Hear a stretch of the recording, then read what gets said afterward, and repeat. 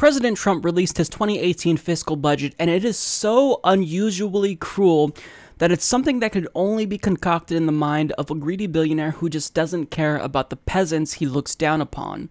Now, we'll get into the specifics, but just broadly speaking, we're looking at cuts to food stamps, education, Medicaid, Social Security, the EPA. I mean, it's just widely sweeping, and it affects almost everything we care about. So Mother Jones explains, President Trump unveiled his 2018 budget today with more than $1 trillion in cuts over the next 10 years to government programs such as Medicaid, farm subsidies, affordable housing, and other anti-poverty programs. The budget includes $193 billion in cuts over a decade to the Supplemental Nutrition Assistance Program, or food stamps, 25% of the program's budget. About 44 million people benefit from food stamps in the United States, especially poorer states in the Southeast. Now, the irony is that this will disproportionately impact states that voted for Donald Trump overwhelmingly. So, I mean, if you want to talk about voting against your own interests, this is it right here. Now, 25% is a substantial cut. This means that more people will lose access to food stamps, and those that are able to keep receiving food stamps will be paid out less. So you're going to have to skip some meals. Your family might not be fed. I mean, the program itself already has a budget that isn't enough to benefit everyone. They have to turn down a lot of people when they need it.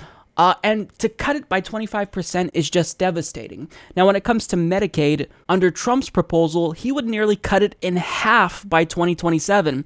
Now, this would actually entail reforming the program into a block grant or per capita grant to states, according to The Hill, and it would strip $610 billion from the program over 10 years. Now, this was the graphic that was tweeted out by Bernie Sanders, and it gives you a visual depiction of just how large this cut is. But that's not all. Donald Trump is also going back on a crucial campaign promise, and he's cutting Social Security. Now, at face value, it may not seem like that's the case, but Market Watch breaks it down. They explain the first budget proposed by the Trump White House doesn't cut old age payments to grandma and grandpa, but it does technically violate the president's 2016 campaign pledge to not touch Social Security. How?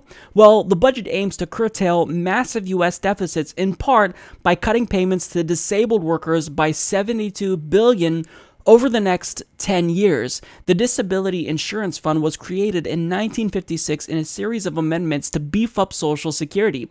That represents 5% of the disability benefits the government doled out in 2016. And Social Security disability insurance is inextricably linked to Social Security insurance. They can't be separated. So Donald Trump will try to pretend like it's separate and say he kept his promise, but if you're cutting Social Security disability insurance, you are cutting Social Security, but we're not done there. So he's also cutting education, and according to NPR, President Trump's full budget proposal for fiscal year 2018 to be released Tuesday calls for a $9.2 billion or 13.5% spending cut to education. The cuts would be spread across K through 12 and aid to higher education, according to documents released by the White House. Now, here's what you can expect. Interest on student loans would no longer be subsidized. Repayment options would be more limited. A student loan forgiveness program would be phased out that applies to government workers. And additionally, spending on programs that train teachers and reduce class sizes, as well as after-school programs that disproportionately benefit poor children, will be cut. Now, in total, The Hill reports that 66 programs would be eliminated under Donald Trump's budget.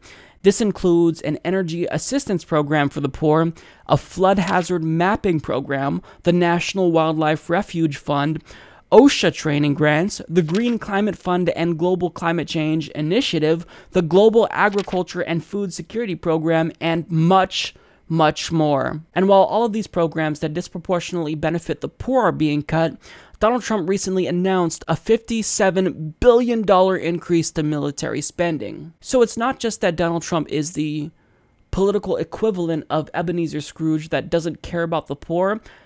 This budget tells me that he actually holds the poor in contempt. He hates the poor.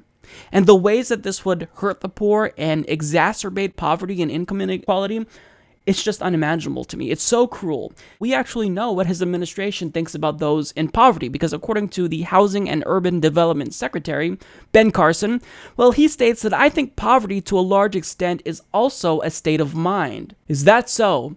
Poverty is a state of mind.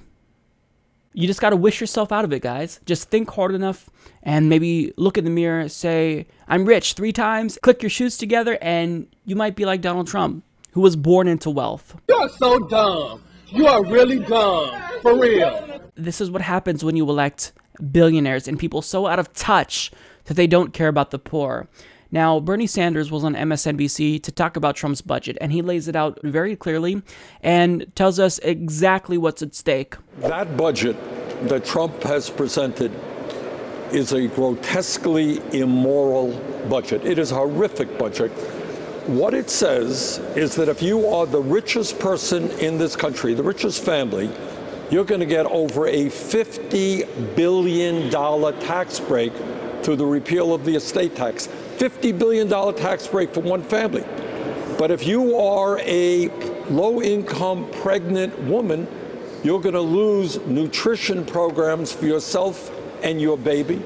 Kids are going to be thrown off of Head Start. Millions of kids will lose their health insurance. Senior citizens will lose perhaps the one nutritious meal a day they get, the Meals on Wheels program. After-school programs would be cut or eliminated. Kids who are desperately trying to figure out how they can afford to go to college, working-class kids, will see Pell Grants cut. Environmental programs will be decimated. So what you are looking at is a massive transfer of wealth from working families, from seniors, from children, into the hands of the very, very richest billionaires in this country. It is an outrageous budget. It is a budget that the American people do not want. It's a budget that should not see the light of day in the U.S. Senate. What they're doing is hocus-pocus accounting. Among many other things, what they're saying is if we give hundreds and hundreds of billions of dollars in tax breaks to the very wealthiest people in this country, somehow it's going to automatically translate into economic growth and increase tax revenue for the federal government. Unfortunately, that is a theory that has never worked. What this is all about, and it's the same thing as Trump's health care proposal. His health care proposal, as you know, threw 24 million people off of health insurance, but provided $300 billion in tax breaks for the top 2%. His budget makes massive cuts in programs that working families need, at the same time as it gives unbelievable cuts to the people on top. That is what all of this is about. It's to make the very wealthiest people richer at the expense of working families. And that's exactly it. We have a billionaire who's cutting assistance to the very, very poor and who's giving tax breaks simultaneously to the very, very rich. We no longer live in a democracy. It's been hijacked by the oligarchs. We live in an oligarchy. We live in a plutocracy. We live in a system where it's no longer about elites controlling politicians, but elites are now just in control via Donald Trump, and they're just doing what they want to do. It doesn't matter how much you hurt the poor. It doesn't matter if you exacerbate income inequality. As long as you get those tax breaks, as long as you are able to grow your wealth, that's all they care about. But guess what? If you starve the poor so much, not only are you fostering another inevitable economic crash, but you're making the poor so hungry, you're starving them so much that we're not going to have anyone left or anything left to eat but the wealthy. So think wisely about what you're doing, because if the economy crashes because of your greed, that's going to hurt you too. Support this podcast by joining the independent progressive media revolution today at humanistreport.com.